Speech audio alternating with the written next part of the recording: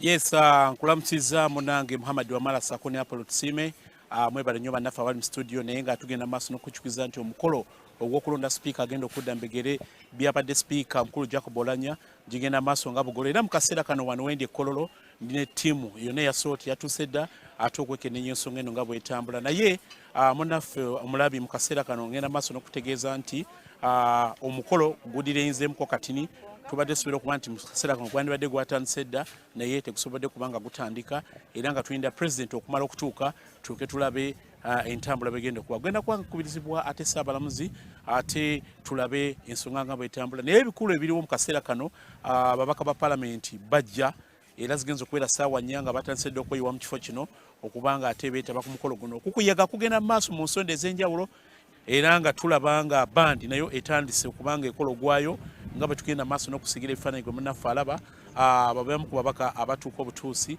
okwetaba ku mukolo guno naye neegattibwako omu ku babaka Jonathan Odul mbaka omu ku bazze badde beesimbyewo okujja okwesimba ku kifo kino okuva mu opposition. Honorable, you're live on SALT TV. Meanwhile, we'd love you to greet our viewers and let the people know about you. Well, good morning, all the viewers of SALT TV. My name is Jonathan Odur. I am the Member of Parliament for Erute County South. I'm also the Shadow Minister for Defense and Veteran Affairs. And for the purpose of today, I was a loser in the opposition primaries for the speakership, which happened yesterday. Honorable, was the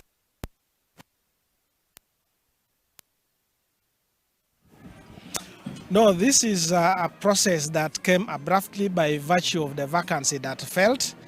And you know that we did not have enough time, both sides really of the House, because the country was in a very serious constitutional crisis that we needed to replace the Speaker before any business of the House could proceed. So while we hurried to get there, on the side of the opposition, it was a very transparent process. We offered ourselves, the opportunity was given to whoever wished to be a candidate. I presented myself together with my brother, Honorable Basalirwa, and it went to vote, and Basalirwa took it. It was open and transparent, and I conceded, and today we are here.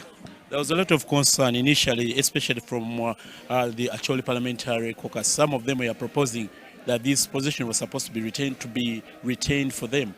What's your take on this? I disagree with them. The office of the speakership is a national office, and whoever gets elected there must be elected on merit. The competency required must exist and must be somebody who can unite the country. Presiding over a house where you have different political parties, you have different religious affiliations, you have different tribes coming in, need somebody who is beyond the tribal politics. So I don't agree with them, and I actually don't agree with people who demand that whenever a leader passes on, that leader must be replaced by somebody from that region or must be replaced by a relative. I disagree with them. This office must be competed for, and I was competing on merit, not because I came from the north, because I thought I had the experience. I served in the 10th Parliament diligently. My track record is good. I have never picked bribes, which I see people running around with. I am quite knowledgeable on the rules of procedure, and I am very objective and balanced. So that's why I offered myself. Yes, Honorable. We'd love to know what's your take on this mode of election whereby it is the party caucus which decides instead of individuals. Doesn't this compromise your intellectual to be told what to do? It is quite disappointing. Unfortunately, the multi-party politics that we adopted has swayed us towards that side. But because this office is a very sensitive office, we should actually minimize issues to do with campaigns.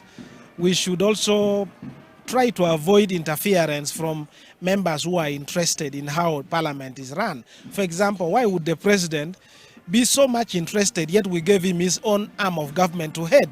Why would he want to impose on Parliament his own thoughts? So I think this is really unfair, and maybe in future we can resolve this matter. Honorable, in summary, we'd love to know, how do you rate this vote? Because we are seeing the NRM having an advantage of numerical strength. What are the chances of opposition winning this vote? The chances are 50-50 because there are two candidates. So they all start from zero. Both the Right Honorable Speaker, Anita Among, and also our candidate, the Honorable Basalirwa, they're all going to start from zero. And then the votes will pick up from there. So it depends on how they have networked. It will depend on how they have influenced the voters. And I believe that there are people in the opposition that may be persuaded to vote for the other side, but we shall also have people who are in NRM will be persuaded to vote. So they both start from the same level ground, and it's upon members of parliament to make the best choice they can. Thank you very much, Honorable. Wish you all the best. Thank you. Oyo bamita Jonathan Odulia Mbaka okuva Erute tugenda maaso n'okutunuya Kalube Katambula nga tuli wano ku kisaawe Kololo. Mu kaseera kano ate neegatibwako Mbaka okuva e Buyikwe Dr. Lume Bayiga. Dr. ng'owoomye nnyo leero omukolo guno ogwetegekedde otyo baka masiki onoogiramuko abantu bakoote bulungi obuliro. Ye Dr. Lume Bayiga waffe wedda. Dr. akalu kano biki ennyo by'osinga okukalabamu ebikulu ebikalimu? Okusooka tumanyi bannaffe kye bazze nakyo, tumanyi batusinga namba numerically, naye tumanyi tubasinza quality mu mbeera zonna. N'olwekyo katujje kababakirize mbogere eriffe tulabe buti akalulu kano bukanaagenda, naye tuze kuba kalulu. Akalulu kano tulabye nga ekintu kinamba kikulu nnyo era bannamba basayidi endala ya NRM balabise ba mobilizing batandise dda n'okucyacanca nti baakawangudde. Mu kulaba okukwo wano waliwo ensonga ekubye omuntu enduulu. Omuntu bw'abeera nga azze wano kwesimbawo aba tazze kuwangulira NRM, abazze kuwangula mitima gy'ababaka ba paliamenti. Ababaka ba paliamenti abo be banaamussaamu ekitiibwa okusobola okubalungamya mu lukiiko lw'eggwanga. N'olwekyo bwe tuba nga tuzze wano, oba tozze kulwana lutalo lwa kibiina kyo, oba ozze kulwana lutalo lwa ggwanga, abantu bakwesige, abantu bakuwe obwesige n'ekitiibwa okusobola okubakulembera obulungi, okubalungamya mu parliament n'okubalabirira okusobola okusavinga eggwanga. N'ekyo omuntu bw'abeera nga azze wano nga azze lwa kibiina gundi oba gundi, waliwo abantu abalina ebibiina nga bali bokka mu parliament, oyo aba tasobola na kusobola kulowooza nti anaawangula. Naye olw'omutima gw'okubeera nti omuntu bw'obanga ozze wano ozze mu babaka ba parliament ng'era oyagala obwesige bwabwe n'ekitiibwa kyabwe, ng'ekyo kye kigenda okuyamba okubalungamya n'okuyamba eggwanga okukola ku nsonga zaabwe. Y'ensonga lwaki buli muntu abeera n'omukisa okusobola okuwangula. Enteekateeka eno na bannayuganda emitima minyifu omufuuta nnatuuka kwega nitugenda maaso n'akalulu. Wano waffe tulina enkola ey'okungubaga tebaabya lumbe ng'omuntu tannaziikwa. Mwe temugyewuunya oba akawero nga kano temukutunuulidde kalongoosamuko? Kirabise bubi era abantu babadde tebakitunuulidde bulungi. Naye bulijjo entebe y'omukulu terekebwawo wateekwa okubeerawo transition. Olwo kisinga kituuka ku mukulembeze wa ggwanga mulowooza kiyinza kubeera kitya? Ne Tanzania Magufuli Pombe bwe yafa bamala okulayiza president, vice we ne bamulayiza nga president. Era singa tebalina nteekateeka eyo oba oli awo wandibaddewo era nabwo okunoonya akalulu. N'olwekyo entebe y'omukulu tesigaliraawo. Eyo entebe ebeera ya buyinza. Bannayuganda baba bakuwadde obuyinza obwo nga bayita mu bakulembeze baabwe abaalondebwa ng'ababaka ba parliament. N'olwekyo nze ng'omusandi kirabyemu buzibu, naye kirabika bubi mu nnono ezaffe wano. Kirabika bubi. N'olwekyo bwe kibeera nga kirabise bubi, ebino tubikola lw'abantu, ekirabise obubi tusobola okukirungamya. Omumyuka wa speaker gye bujja abeere nga akakasibwa tasobola okonductinga business okutuuka nga speaker alondeddwa. Kwegana ne wabeerawo transition eyo nga ew'ekitiibwa omuntu agenze, ate n'ew'ekitiibwa processes za parliament zibeere nga zigenda mu maaso. Tweyanze. Dr. Lume Bayiga omubaka we Buyikwe ate agenda maaso n'okusunsula ensonga eno. Negatibwako ate omubaka omulala okuva mu kitundu eky'Obunyoro bamuyita Asaba Paul. Honorable, leero osaze kujjira mu kyambalo kya gure. Lwaki si mukolo gwa NRM? Lwaki oyambadde yero? At least t-shirt yandibadde ya yero. Olwaleero si mukolo gwa NRM. olero omukolo gwa paliamenti yonna yeggwanga nga tutudde wamu ffenna ab'ebibiina byonna buli pate yonna tuli wano so siyinza kwambala bya NRM. Akalu kano katunuulidde otya nga bwewonalire muwaze nnyo ku mulundi guno? Anti akalulu aba NRM tuli bangi.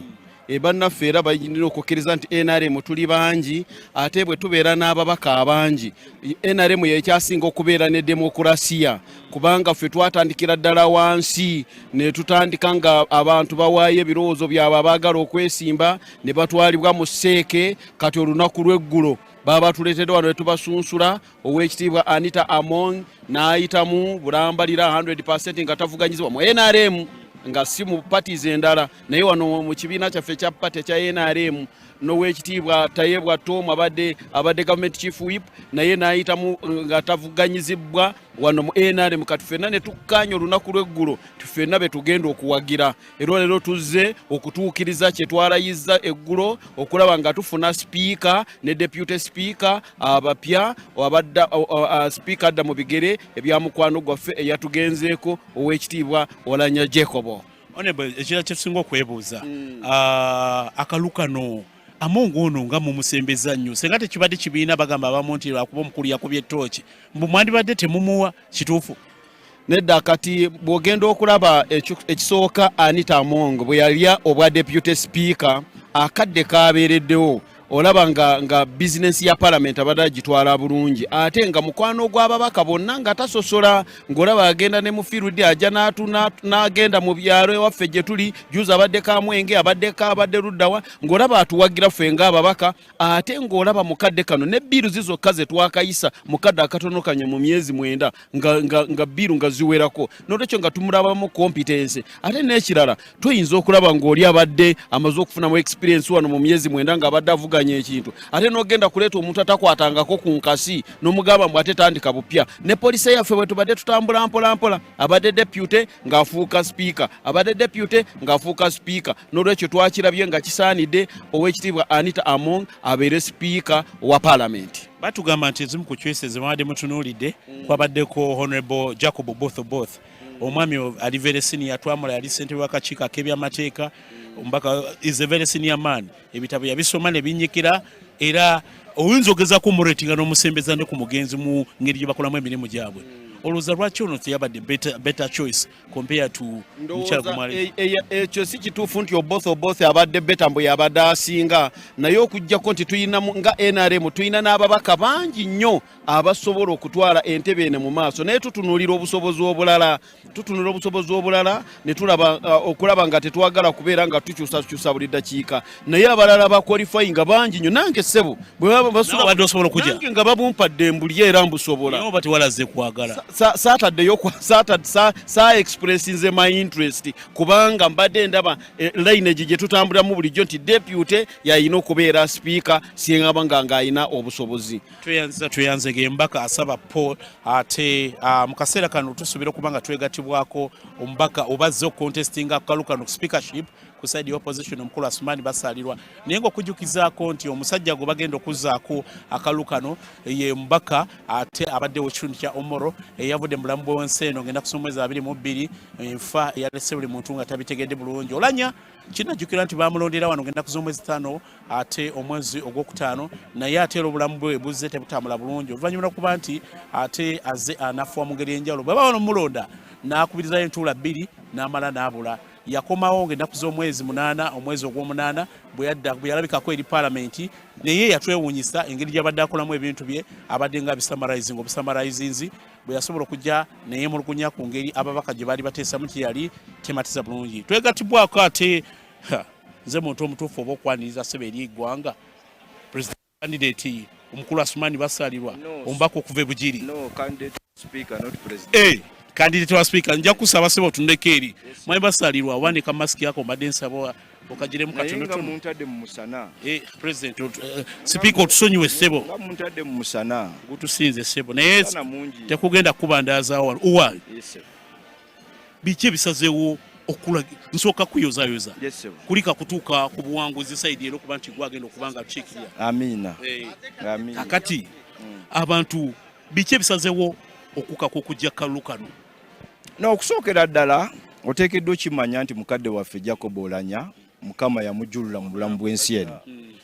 Ekyokubiri twagala kutwala kusaasira eri famire n'eggwanga. Ekyokusatu bannange ab'oludda oluwabula gavumenti bantaddemu obwesige obakwatira bendera. Nze essira njagala kuliteeka ku bintu nga 3 oba 4. Ekintu ekisooka njagala paalamenti eyo ebeere ya buli omu. Nga buli mubaka wa paalamenti ayina omukisa gwe gumu, ayina n'eddembe okubaganya ebirowoozo nga situtunudde ku kibiina kye oba gyavwa, nga situtunudde nti ono mubaka mupya oba mukadde. N'olwekyo wateekwa okubeerawo freedom. Ekyokubiri situgenda kuteeseza abantu, situgenda kukolera abantu ng'abantu betuteeseza era betukolera tetubategeera. Kyova olaba ekimu ku nteekateeka ze njagala okuleeta, njagala paalamenti eyo etandika okutuulako mu bifo eby'enjawulo. Nga tetuula mu kizimbe mwe tuli.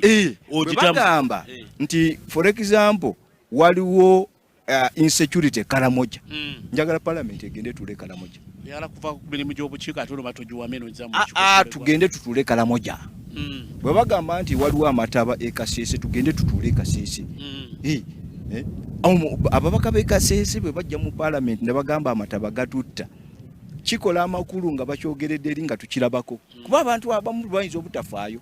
Okitegeera. Ekyokusatu njagala paalamenti erikiraiminge obuvunaanyizibwa bwayo.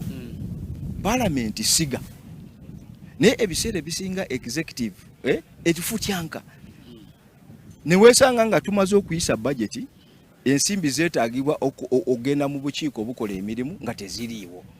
Kukitegeera embeera eyo eteeka okuvaawo, tubeere assertive ku buvunaanyizibwa bwaffe mu nteekateeka eyo. Ekyokuna ate ng'omugenzi yakyagalanga nnyo, twagala paalamenti esobozesa buli mubaka abeere ne research nga buli nsonga tukubaganyako ebirowoozo tugikola on the basis of research. Okitegeera bumanyirivu ne information. So ebyo bye njagala okuteekako essira mu nteekateeka eno gye tutambuliramu. Akalu kano kalabisenga kakabbinkano nnyo era mobilization twagiwulidde ng'eyita emabega eno. Abamu tusse n'okugamba nti waliwo ne kasente akayisinga nnyo olina bewadde ssente. Anti kaakati gw'olabika basaalirwa tomumanyi, naye noonyereza ku byafaayo bya basaalirwa. Basaalirwa yali pulezidenti w'abayizi e Makerere, basaalirwa abadde puliida w'amaanyi mu ggwanga, toyogera ba puliida 10 nga basaalirwa taliimu. Basaalirwa pulezidenti wa Jema, ekibiina kya Jema kirina ennyukuta eyo M, bagiyita morals, empisa. Fefeke ekibiina mu Uganda tutwala empisa nga manifesto issue. Kakati omuntu alina ebyafaayo ebyo ate tosobola kumuteeka mu byabufuzi byoyogerako kuba singa zaali ssente singa ne mwene NRM kuba gizivwa bakanga mu era giziri Makerere mu 2000 ne bakivaako nga akyali muyizi n'olwekyo nina agenda gye ntambuza. Kakati buvano dawa ogenze kuyega oba ngenda kukuyega. Kaseera k'okuyega kakyaliwo ate amateeka era gatukiriza okusigala nga tukuyega. Tuyanze ge Mubaka Asumani basalidwa atazze ku side ya opposition. Naye bwe tugenda maaso n'okujjukiza ne Kololo abanene batusedda na bano banene naye ate abanene bakyeyonga. Ntegeddeko nti Prime Minister Omukyala Nabbanja atuuse ku mukolo guno, Vice President naye atuuse ate era n'abakungu abalala baminisita b'enjawulo ssaako n'omuduumizi w'amagye omukulu General Mbadi naye atuuse. Ababaka bakyajja buli ddakiika naye Dr. Lusala ye mubaka okuva ejjinja bebanene abakatuuka gwoli omu ku banene abatuuse naye ng'otuuse kikeerezi. Era nga bw'ogambye nti abanene mukyabasuubira kati ffe abanene abaddirira bali tutuuse era ssaawa yonna omukolo guyinza okutandika okuba nti gugenda mu maaso. Akalu kano Dr. Lusala okatunulira otya? Ffe nga aba-opposition tuzze nga tulaba omugenzi Mukama muwe ekiwumulo eky'emirembe Right Honorable Jacob Oulanyah bwazze nga akwasaganya emirimu gye ne tuwuliriza abakungubazi bangi ebigambo bye boogera ne tuwuliriza ne tubitegeera ne tubisengejja bulungi. Kaakati ne tugamba nti nno omuntu ng'oyo bw'aba afudde tekyetaaga n'afa naggwerera. Tufunye omuntu waffe era olabira ddala Oulanyah bwe yayambalanga botaayi naye wuuyo yayambadde botaayi.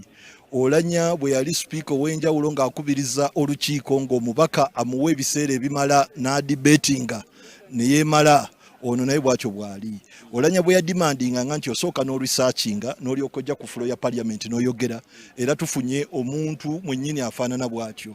So eri abo abalowooza nti ennyumba mwe tuteeseza parliament yandisigadde ng'etambuza emirimu nga abaddeyo bw'abadde atambuza, era n'okusukkulumako kaawo ffe tubawadde omubaka. Tuyanze kakati no Dr. Lusala tukwagaliza buwanguzi ssebo kuside eyo. Waliwo omubaka gweta Anthony Akoli chairperson w'akakiiko Acholi Parliamentary Group. Bano no batisa n'obuteetaba mu kulonda kuno nga bagamba nti ekifo kino kirina kuba nga kidda waabwe. Musajja muwanvu era ngenda kukalula ku nsingo. Honorable, I must say that you're very smart for this function. You're live on Soul TV. Well, this is the first time I'm putting on a bow tie. It is unfortunate I don't speak Luganda. You have to get for me a lady this side that learn Luganda. You know, that's a life. Somebody who can teach me Luganda. Honorable, your caucus, the one you're leading, had a lot of demands and you expressed a lot of dissatisfaction as far as this entire event has been, the way events have been unfolding. The government appear to be honoring some of them. I think given us a lot of disadvantage. We are having election whereby a member of parliament from Omoro is not represented. We are having a NRM sitting in the Central Executive Committee where the representative as a vice chairperson for Uganda is not represented. Even yesterday, the member of parliament from Omoro is not represented. It is an unfortunate situation in the country. We have lost a great man. You see me in a bow tie. I've never been in this kind of tie, but it's a memory of him.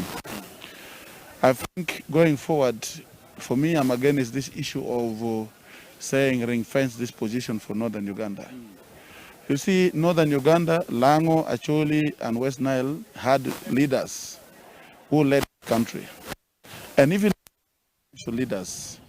By the time other members are talking about ring fence, that means you are saying we are too weak to compete. For Acholi sub-region, we sat down and said, in our culture, you cannot begin to talk about who will inherit the wife of a dead person before you bury the person. We decided to get out of the competition, and that's why we have no candidate. We have had no candidate to compete in this position. We need to work on the constitution of the Republic of Uganda to make sure that when a member dies, whether he's a member of parliament, whether the person is a speaker or deputy speaker in any position, you first start by electing the replacement of this person from the constituency, so that even in the voting for the speaker today, a member of parliament from Omoro should have been here. So going forward, I am giving my notice to the Speaker of Parliament. I'm going to do the amendment, private members bill, amendment on the Constitution to make sure we change that part of the Constitution. Thank you very much. Your Honorable Akol Anthony ate akulembera akakiiko oba kabaka akabondo kababaka abava Acholi bagambye tebagenda kwetaba mu kulonda kuno esinza okubennyameza nti omuntu abatanaba na kuziikibwa ate bateekateeka okumanga bamusikira omubaka omukyala w'Omoro yomukwade bateekateeka okubanga basimba ku kifo kino ate bavuganye kubaddeko omubaka omulala gwe bayita Catherine Lamwaka ne kubeerako n'ababaka abalala abava mu kitundu ekyo sako ne Engineer Hilary Onek naye NRM yalonze side ndala n'olwekyo bo bagambye si bakweta mu kalulu kano. Mbaka ono bamuyita Nyakato Asnas ava mu kitundu ekya Hoima City. One bongo woomi nnyo. Webale kusiima. Hoima ali atya? Hoima ali bulungi. Enkuba etonnya tuli mu kusimba kati budde bwa kusimba.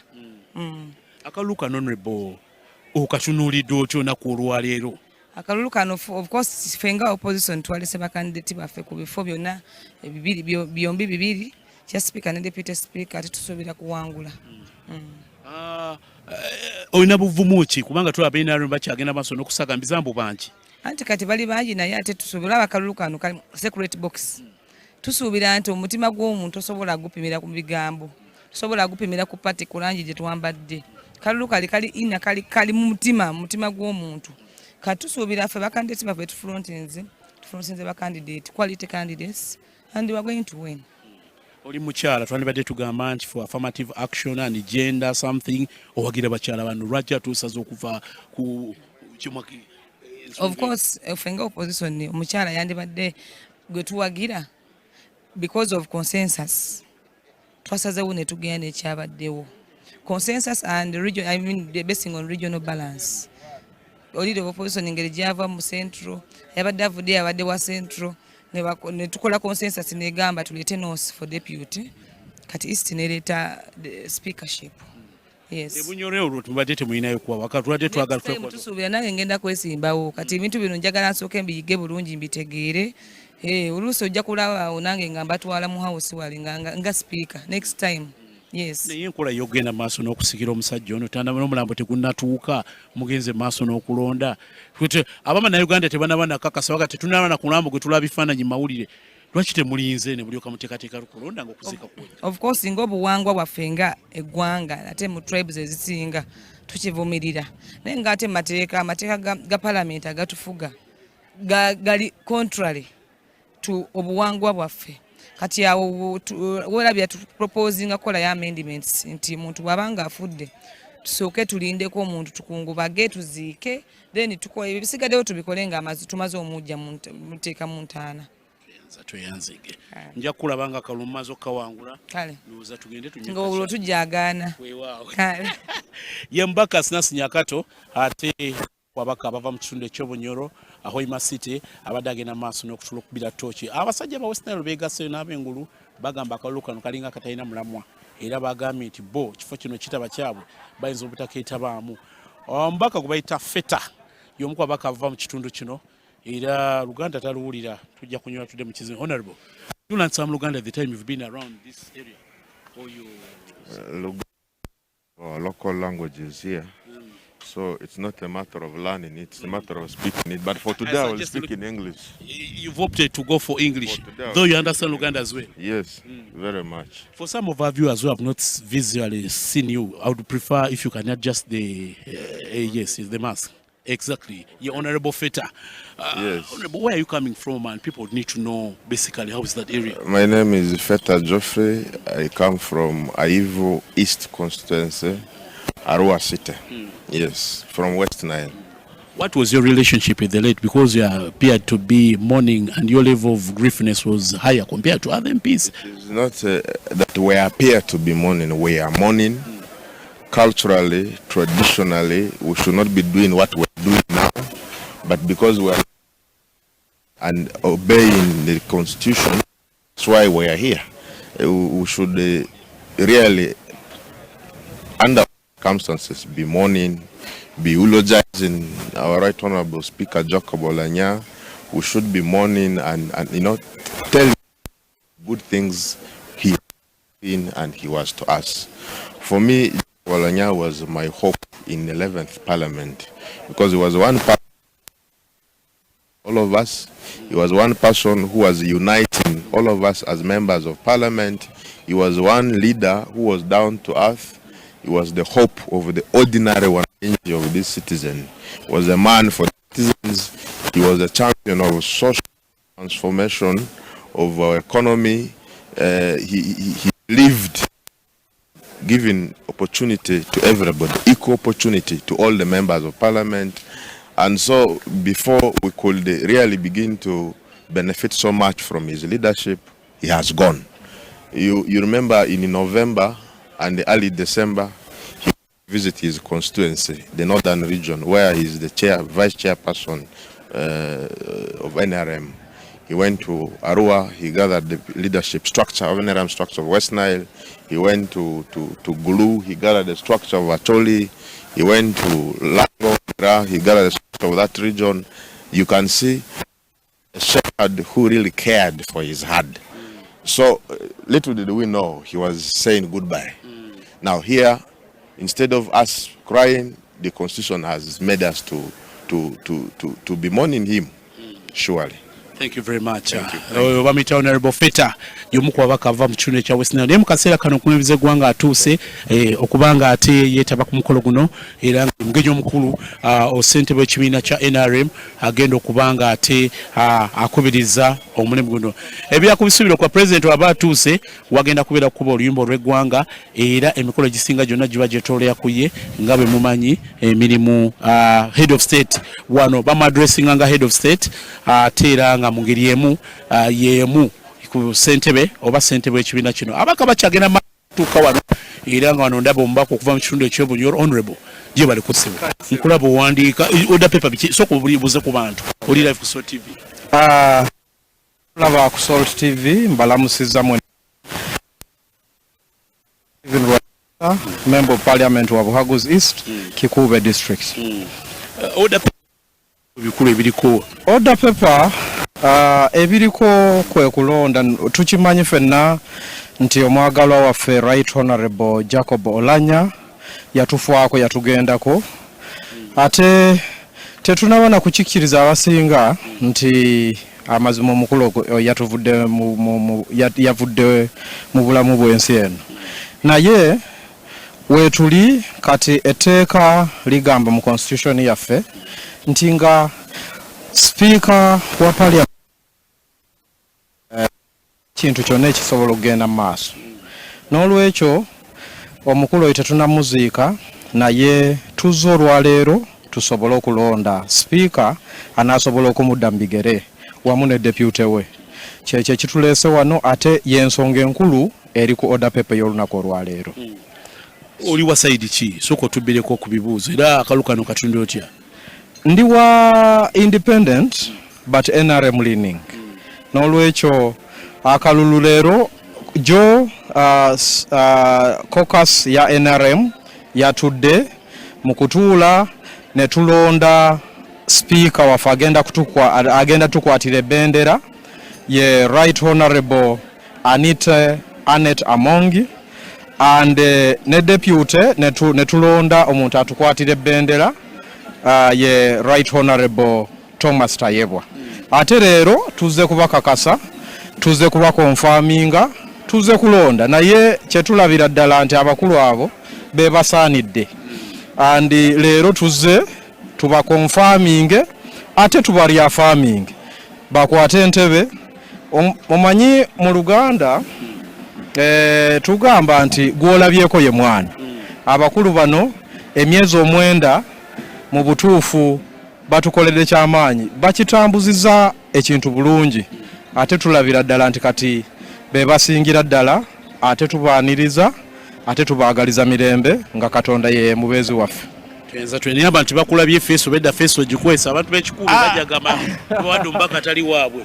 Yenze akalu tugenze ku confirminga na kulonda Right Honorable Anita Amongi Amot abokubona mwana waitu mwana omuka atuyinamu mwana nabwekyo uwo waitu mwana omuka tugenda kumukonfirminga as the speaker of the 11th parliament hamuna Right Honorable Thomas Tayebwa ogo tukamuharali abokuba na omuka so naye tugenda kumulonda tumukonfirming as the deputy speaker of the 11th parliament.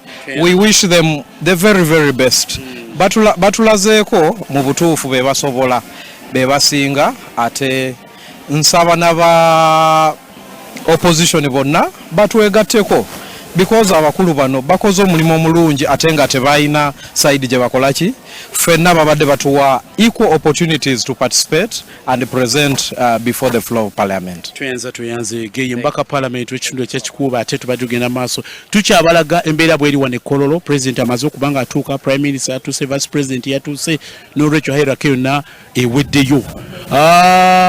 Honorable ono bamuyita Honorable Katenya ava mu Eastern yomu kubazze okwita one baso kubuze ku bantu njabika simazeyo bitiibwa byo namanyago atuna tugenda okuda nza manya gange bampita Katenya Isaac member wa parliament wa Bulambuli constituency ndi musanyufu nnyo kubeera wano lunaku lwa leero kubakata okuba speaker waffe Honorable Jacob Oulanyah yafa tugenda kumureplacinga era mu tubeere nga tweyongera n'emirimu mu bulungi era njagala abantu bona abatunulidde nti tugenda kubayuwa tugenda kulonda bulungi abantu tugenda kulonda bagenda kukola emirimu tukolagane wamu baleete okukaanya baleete obumu mu parliament era namwe tusavinge wamu eggwanga yaffe bulungi era njagala kweyanza tumaze okubasunsula era essaawa zino tujja kugenda mu ballot naye ndowooza byonna bye twapanze bigenda kuyita mu bulungi. tuyanze Isaac Katenya okuva mu Eastern Uganda mpozi mu kaseera kano oluyimba lw'eggwanga lukyagenda maaso n'okubwa president tugenda kubanga ate tudda mu studio amangu ddala naye because of time katubaweeyo omusajja omu ate honorable ow'ekitundu eky'ekawempe omukulu Kazibe Bashir mbaze naye omu ku batuuse era nga bajukiza nti tuyagenda maaso ku bikujjuko ebyokulonda sipiika wano ku kisaawe Kololo era tugenda kuva wano wetuva no tuyite studio ate emikolo emikulu gitandike. Honorable ng'owoomye nnyo. Amina ku mukolo guno ogw'ebyafaayo nga paalamenti ya Uganda tuddamu ate oluvannyuma lw'emyezi mitono nnyo okulonda akubiriza olukiiko lw'eggwanga olukulu zize okukiikirira bakama banga beekawempe Maserengeta ne bannayuganda bonna okutwalira wamu okulonda sipiika agenda okulabika nti nno atembeeta bulungi ensonga z'eggwanga lyaffe okuva olukiiko lw'eggwanga bweri nti yentabiro y'ebirowoozo bya buli munnayuganda ekindeese wano olwaleero okulonda omuntu oyo omuntu yenna alwanirira ensonga z'omuntu wa bulijjo gw'ayinamu essuubi. Akalulu kano chances opposition okawangula ziri ziti okatulira otya mu balancing yako? Akalulu kano sika wakati wa opposition n'ekibiina ekiri mu buyinza tukatunulire ng'akalulu akali wakati w'ekituufu n'ekikyamu. Bw'otunulira okusomozebwa kwe tulina ng'eggwanga parliament bannayuganda batulaba ku Salt TV tuli mu kunyiga biwundu sipiika yagenze oluvannyuma lw'emyezi nga 9 naye tuli divided ng'eggwanga. It is evident buli wamu enjawukana ziri buli wamu enjawukana zizze mu mawanga zizze mu bitundu gye tuva kitulowooza nti bwe kito si bwe kiteekeddwa okubeera. Uganda tuteekeddwa okuba nga twogera n'eddoboozi limu so olwaleero kuyimirira ku kituufu kulaba muntu agenda okulabika nti no agatta ntabiro era saagala omuntu atulabe ng'abooludda oluvuganya gavumenti atulabe ng'abantu abakiikirira abantu abanyigirizibwa mu lukiiko lw'eggwanga olukulu era kino kye tugenda okulabika nga tutambulirako okulonda Honorable Asumani Basaalirwa ayina ebiteendo byonna by'olowooza eby'omuntu agwanidde okulabika nti nakiikirira abantu munnamateeka omutendeke munnabyabufuzi omugundiivu paalamenti agibaddemu ebbanga erirako ddala ate ng'atambuzza bulungi ensonga n'ekirala okwagala okulabika nno tugatta abantu bonna okuva mu bitundu ebitali bimu so tulina okukkiriza nti mwami Asumani Basaalirwa yagwanidde okulabika nti abeera sipiika era saagala otujajinge saagala otupime nti abooludde oluvuganya gavumenti kino tekitunuulidde avuganya gavumenti oba ali mu gavumenti kitunuulire ku lw'ensonga y'omuntu wa bulijjo naddala okugatta ebiwundu bingi bye tulina ng'eggwanga okufa kwa sipiika kwatulaze bingi watandise okuwulira abantu nga saabalamuzi waffe n'atandika okwogera ebigambo ebireka nti nno bitwawulayawulamu kitulabika kyetulowooza nno kikyamu ddala tugwanidde okulabika nno tuhiiringa tugwanidde okulabika nno ffenna twegatta wamu ng'eggwanga kyetuzze okukola wano olunaku olwaleero. Yes, kakati tuyanzige sebo nja kulaba ngo maze okutuuka mu buwanguzi.